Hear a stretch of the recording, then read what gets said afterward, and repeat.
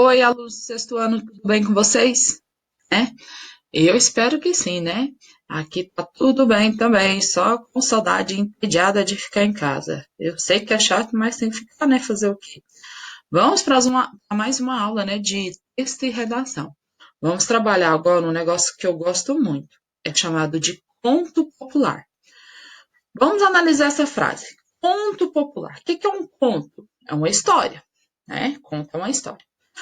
Popular, porque tem origem na cultura, no folclore, na tradição daquele povo mesmo, daquele povo bem simples, por isso que é chamado de conto popular. Vocês vão, na hora que eu começar a explicar, vocês vão lembrar de algumas coisas que acontecem, principalmente quando junta a família. O avô tem uma história para contar, a avó tem uma história para contar, a mãe, o pai. Então, assim, essas histórias que eles contam é chamado de conto popular. Ah, lá na minha cidade tinha um homem, aí começa a contar conto popular. Mas olha só, é uma narrativa, porque eu falei conto, tem a ver com contar a história, então é uma narrativa. É, tem poucos personagens. Geralmente é uma família pequena, aconteceu com o pai de fulano. É sempre assim, poucos personagens. Ela tem a função de divertir as pessoas. É aquela parte que junta a galerinha ali no final da tarde, às vezes está na roça, na fazenda, junta ali e começam a contar as histórias. Ela também transmite ensinamento importante para a vida da gente. No final dessas histórias, a gente faz meio que uma reflexão. Ah, se fulano tivesse feito isso, isso não teria acontecido. Então, tem esse pouquinho do ensinamento da vida, fazer a gente pensar sobre algumas coisas na vida nossa. Ela é passada oralmente de geração em geração. Como assim? Seu avô contou, seu pai ouviu, contou para você, você ouviu, vai contar para seus filhos, por isso que é passada oralmente, ou seja, falada de geração em geração. É, quais são os temas desses contos?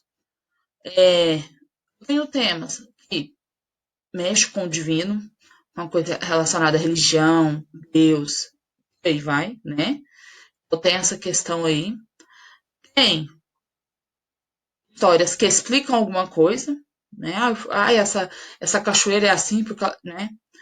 Um hábito, né? Então, assim, tem algumas histórias que são até engraçadas. Ah, tia, elas são verdadeiras? Não sei. Depende da história que a pessoa está contando, né? Tem gente que inventa, né? Aumenta, mas tem gente que conta coisas que realmente são verdades, tá? O que acontece? Deixa eu voltar aqui nessa. O conto, ele tem muita, como eu vou falar, tem muita marca de oralidade. O que isso quer dizer?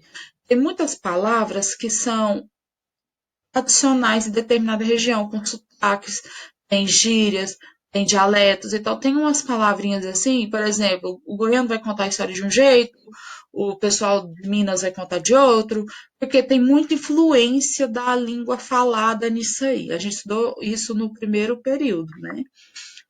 Como que é feito? Como que é dividido? Deixa eu me esconder. Olha só.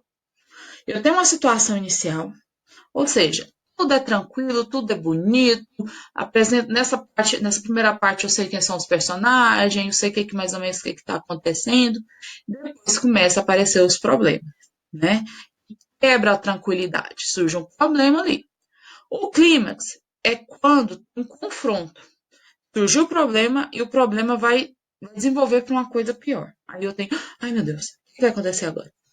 E por último, eu tenho o desfecho, que é a parte de paz, harmonia, tranquilidade, tudo deu certo, onde o que aconteceu lá no clímax, na complicação no clímax, já tem que ser resolvido aqui no desfecho. Aí é o final da história. Eu tenho também a questão do tempo, dois tempos que a história acontece. Tem um tempo cronológico. O que é um tempo cronológico? A gente imagina cronômetro, relógio. Aquele que começa início, meio e fim. Uma sequência, né? De manhã, de tarde, de noite. Ontem, hoje, amanhã. Isso é tempo cronológico. O tempo psicológico é um termo que mexe com a cabeça. Ao mesmo tempo que eu estou aqui contando uma coisa que aconteceu ontem, Eu já falo de um desejo que eu tenho e eu já volto lá na minha infância. Tem essa bagunça aí no tempo psicológico, tá? Vamos aqui. Aí eu tô tentando, né? Vou abaixar-me. Ó, o espaço. O espaço tem a ver com lugar. O lugar não é um lugar específico. Ele vai falar, não traz, não vai falar assim, na cidade tal, aí na floresta, no país. É assim, a maioria das vezes não se tem o lugar exato que aconteceu a história, porque como a história é passada de geração em geração, alguns dados se perdem. Tá? No livro de vocês, vocês vão ver que tem um negocinho lá falando de atemporal. O que isso quer dizer? A história surgiu há tanto tempo, mas o ensinamento dela vale para os dias de hoje. É como se ela tivesse sido escrita hoje. O espaço ele tem que contribuir para a imaginação. Então, quando a gente vai contar um conto, a gente dá muito detalhes sobre o lugar, né? Sobre as pessoas, porque vai ajudar a gente a imaginar aquela situação. Foco narrativo. O foco narrativo é a mesma coisa de perguntar qual é o narrador. Eu tenho dois focos narrativos. Olha só. Primeira pessoa, aquele narrador que é um personagem, ele participa da história. Nem sempre ele vai ser o principal. Pode ser que sim, pode ser que não. Mas olha só, eu quero que vocês prestem atenção nisso aqui, ó. Traços subjetivos. Eles têm manifestações de sentimentos e emoções. Por exemplo, que cor que é esse livro? Que cor que é? Azul. Você gosta da cor azul? Você gosta? Mais ou menos. Eu gosto. A resposta dessa minha pergunta, ela é subjetiva, porque depende do seu gosto, depende de você. Tá?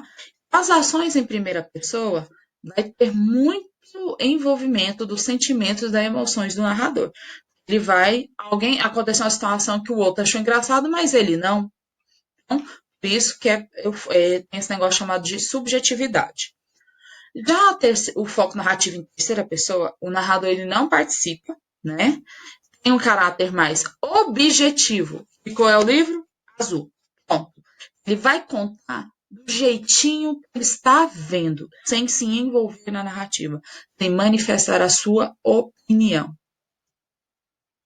Vamos para a atividade. Deixa eu pôr lá em cima. Livro, produção de texto, azul. Vou pegar o de vocês, esqueci do outra turma. Livro de vocês, tá? Então, esse aqui não. Aqui, o de vocês é esse. Achei. Então, livro azul. Gente, pelo amor de Deus. É nesse livro, tá? Vocês vão fazer a atividade da página. Vou ficar até assim com ele.